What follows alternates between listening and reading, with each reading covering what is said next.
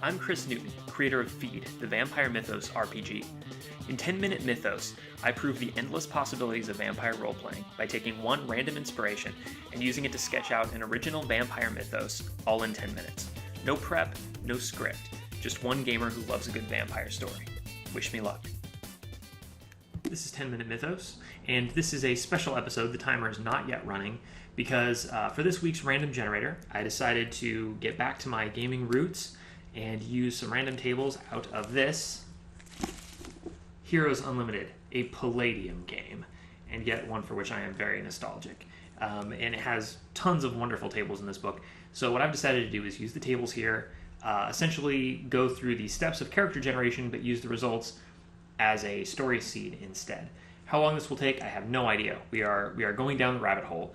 It could be one table, could be 10. So it just depends on what I roll. So I'm not going to start the timer until I have a complete seed. Then I will start the timer and create a mythos in 10 minutes as per the usual rules. So let's get started. And I'm making a percentile roll now. 83. That is the hardware category. I'll roll for what type of hardware character. That's a 31, which is a mechanical genius. And mechanical geniuses have just slightly more randomness than the other hardware categories because they're assumed to have a sponsoring organization because they make robots and vehicles and that sort of thing. So we roll randomly for their relationship with that organization.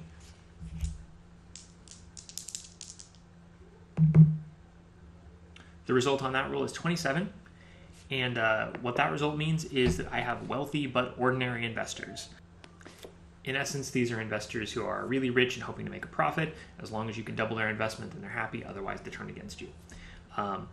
So, in summary, we've got random generation of a mechanical genius involved with perhaps robots or perhaps vehicles, sponsored by an organization that is looking to make a profit and is perfectly happy as long as that happens, but will turn against the genius if it does not. So now I'll start the timer and we'll think this out. All right, so mechanical genius. When I played the older version of Heroes Unlimited back in the day, what I really liked to do with the mechanical genius was the vehicle thing. That was always the coolest part. You could, I remember specifically there were these taps you could get in the front of your super truck that would dispense like hot chocolate or chicken soup, right? A chicken soup tap in your truck. It's not traditionally superheroic, but it's really cool when you're 10 or 11 or whatever, and you're making your dream super vehicle. So anyway, the vehicle direction maybe is the one I'd like to go. So the question there is, how do we associate vampires with vehicles in a way that works with this whole mythos? This is all about like gimmick vehicles. So something like Speed Racer is too over the top, but I can imagine something like biker gang or like street racing, something like that. I don't think I want to take the robot angle here. I think I'd prefer to do the vehicle thing. So the bikes sound promising. Street racing sounds promising. What if we did... Well, the bikes have kind of been done in Lost Boys, right? And anyway, the focus here is really on the vehicles.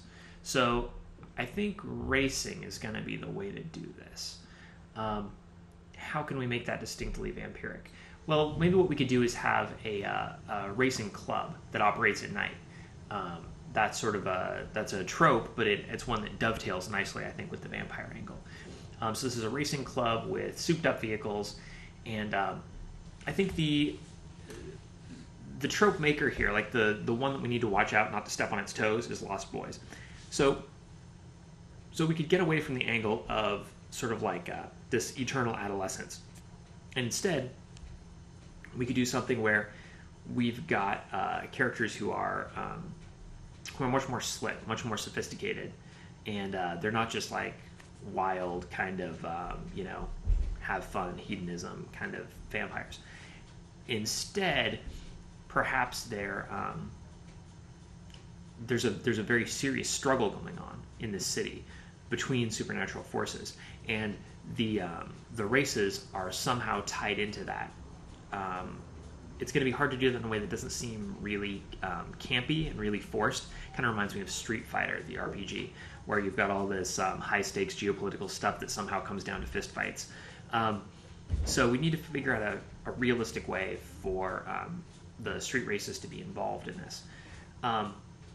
What we could do, perhaps, is you wouldn't want to go with a super realistic angle, but you could kind of go for a very stylish, sort of symbolic supernatural angle. This makes me think of like Vertigo comics or some anime.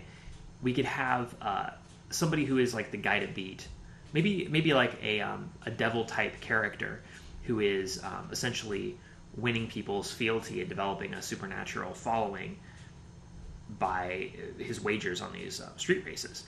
And you could have vampire characters who essentially have lost to him, and therefore their souls belong to him, and that's why they're vampires. And now they're kind of competing, trying to win them back, and trying to fight his plans. So you could have characters who have kind of come of age. They could be on the other side of the Lost Boys thing, where, you know, at one time they were very irresponsible. All they cared about was these races. They made a bet with the wrong person. In fact, you could broaden this out so that you've got a gambling theme generally. The street races would be a big part of it, and that would be a part of where your protagonist would come from. But then you've got some other kinds of gambling as well. And it's essentially this this bookie, this powerful kind of loan shark, and he eventually takes your soul to cover your debts. You become a vampire, and so some of them work for him and accept the indenture. In fact, what you could do is have something like maybe 99 years. And this would be like your catchphrase, 99 years. You are committed to 99 years of service to him before it ends. But the work that he wants you to do is really evil. It's really his bidding. Every day that you don't do it is a day that doesn't count toward your 99 years. So you've essentially got these 99 years of nights that you have to serve, but our protagonists are looking for another way. They're looking to corner him into having to give the souls back by fighting his plans. Maybe sometimes they work for him, maybe sometimes they don't. Maybe some of them are trying to play both sides of the fence here. You want a city that is a little bit gritty, but also pretty stylish. You could set this in any of the usual suspects. You could set it in Miami, you could set it in LA, you could set it in Tokyo, the usual towns where you would expect like street racing, and like this kind of hip city life, but also crime. So there are lots of options there. In terms of the strain, what you would want are vampires who are super sexy, super cool, powerful, physically have like amazing reflexes, speed of thought, all that stuff. Just have like put in some gifts, the gifts for the different categories, so that they're just all around better than normal human beings.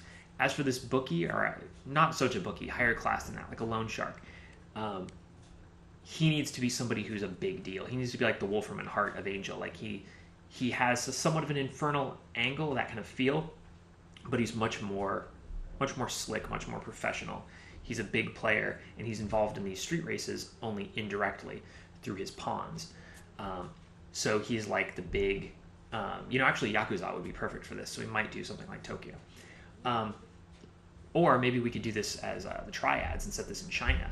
That would actually be an interesting angle, although you'd have to think carefully. You could do this in maybe Hong Kong. I'm not really sure. I'd have to look more into Chinese cities to see where you could get away with races like this that would not be totally unreasonable. But anyway, some place where you can have organized crime that's highly organized, and you can have somebody who's kind of professional and a big menacing player, and maybe not make it so much directly infernal as we don't know what this guy is. Make him the big mystery. Make him, to go back to Street Fighter, the M. Bison, who there's something in his past that's giving him this strange power. I think these vampires should also have some kind of psychic ability. Actually, that kind of inspires me. They should have some kind of connection, some kind of extra mental sensitivity, so that he's the master and you never know, because he's got the greatest insight into other people's thoughts, you never know if you're just playing into his hands by not serving out your 99 years. So this is a town. It could be high on politics, kind of a a World of Darkness kind of confraternity of vampires sort of feel, but it's isolated to this city, so you can have lots of interplay without that natural question of, well, what about the rest of the world? If it's like 10% vampires, how do they stay hidden? It's an isolated phenomenon. It's a mysterious being who makes bets with people. They lose, they become vampires, they have to serve him, or if they don't, then it only defers their sentence.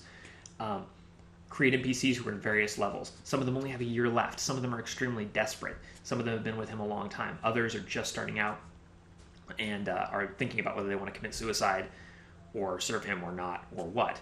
Your protagonists are people who, for whatever reason, whether they're kind of like the pathetic, defaulting on their debts loser, the addict, or whether they're people who just thought they were slick, but he was slicker. You know, this could be like a failed Devil Went Down to Georgia, that they thought they could outrace the devil and they couldn't.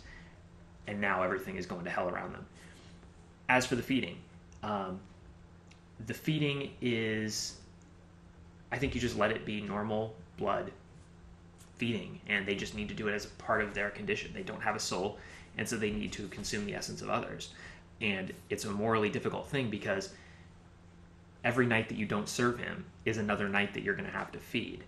And yet, if you could just best him, if you could just beat the devil like you couldn't the first time, then you can end it early. You could end it in 2 years or 3 years rather than 99 in his service. So it creates an ethical problem, and these are in many cases, vampires are going to want to go after bad guys, which actually is kind of hokey in some cases, but it's cool in a story like this, where it's about high stakes. It's about gambling your soul, literally, and now trying to win it back, which means living as a monster in hopes that one day you're going to get the cure. One day you're going to come out ahead. So that would be the theme of your campaign, is gambling. When to gamble and when not to. Do you have a choice? Are you addicted or are you in control? Who's bluffing? Who is playing who? And the sort of the pecking order. And are you sure where you are on it? Or is he still really in charge of your life and he's just playing you? He's bluffing you, giving you enough rope to think you have a choice. This mysterious figure is going to be key to this, but the protagonists, the ones who have so much to lose and so much to gain back, those are going to be the key things. It's going to be cure focused. It's going to have an action element, fast cars, crime, organized crime. So there's going to be some kind of violence. There's going to be drug stuff involved. I actually like this one a lot. So Heroes Unlimited comes through again.